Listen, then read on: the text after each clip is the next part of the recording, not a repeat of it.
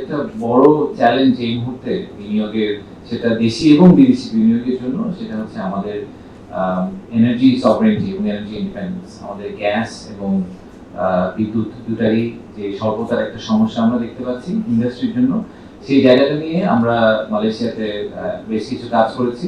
আমাদের মাননীয় জ্বালানি প্রতিমন্ত্রীও গিয়েছিলেন। তো আমাদের একটা বড় ফোকাস ছিল যে আমরা পেট্রোনাসের সাথে একটা বড় মিটিং করেছি। তাদের সাথে আমাদের কিছু অয়েল অ্যান্ড গ্যাস ইনফ্রাস্ট্রাকচার নিয়ে কথা হয়েছে এবং তাদের কাছ থেকে আমরা ইমিডিয়েটলি কিভাবে গ্যাস সাপ্লাইয়ের মাধ্যমে আমাদের এক্সিস্টিং ইনভেস্টররা যে চ্যালেঞ্জটা ফেস করছেন সেটাকে কিভাবে আমরা কমিয়ে নিয়ে আসতে পারি, সেটা নিয়ে একটা বড় কাজ আছে।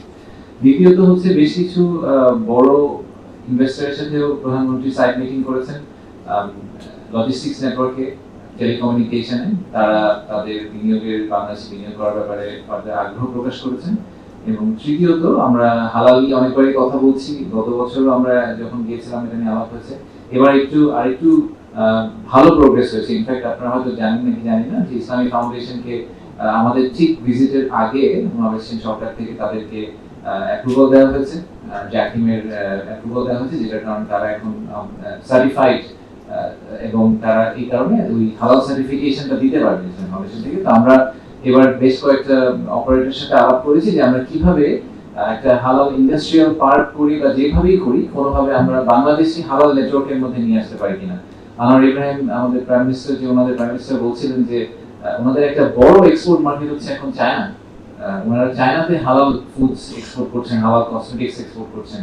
তো ওই নেটওয়ার্কে এই লজিস্টিক্স হালাল যে ইন্ডাস্ট্রিটা, এটা লজিস্টিক্স নেটওয়ার্কের মধ্যে বাংলাদেশকে কিভাবে ইনকর্পোরেট করা যায়, সেটা মালয়েশিয়াতে এক্সপোর্ট হোক বা ওভারঅল ওয়াইডার এশিয়ান মার্কেটগুলোতে এক্সপোর্ট হোক, সেই ব্যাপারে আমাদের একটা বিস্তর আলোচনা হয়েছে এবং এই বিষয়ে আপনারা ভবিষ্যতে আরো কিছু প্রোগ্রেস দেখতে পাবেন। ডালিয়ানের একটা বেশ কিছু সাইড মিটিং আবারও ওয়েফের পাশাপাশি হয়েছে আমাদের প্রধানমন্ত্রীর সাথে। বড় দুটো চাইনিজ স্টেট ওন এন্টিটির সাথে ওনার সাইড মিটিং হয়েছে। সেই সাইড মিটিং গুলোতে ওনারা বেশ কিছু নতুন বিনিয়োগের আইডিয়া বাংলাদেশে নিয়ে এসেছেন। যে ফর এক্সাম্পল ওনারা একটা গ্রিন সিটি করার কথা বলেছেন সম্পূর্ণ নিজেদের বিনিয়োগে। এরকম বেশ কয়েকটা বড় আইডিয়া ওনারা আমাদেরকে শেয়ার করেছেন এবং আমাদের মাননীয় প্রধানমন্ত্রী নির্দেশ দিয়েছেন যে খুব দ্রুততার সাথে কিভাবে আমরা ওনাদেরকে পলিসিগত সাহায্য এবং বাংলাদেশে ল্যান্ড করার জন্য যে যা ধরনের সাহায্য করা দরকার সেগুলো আমরা করতে পারি।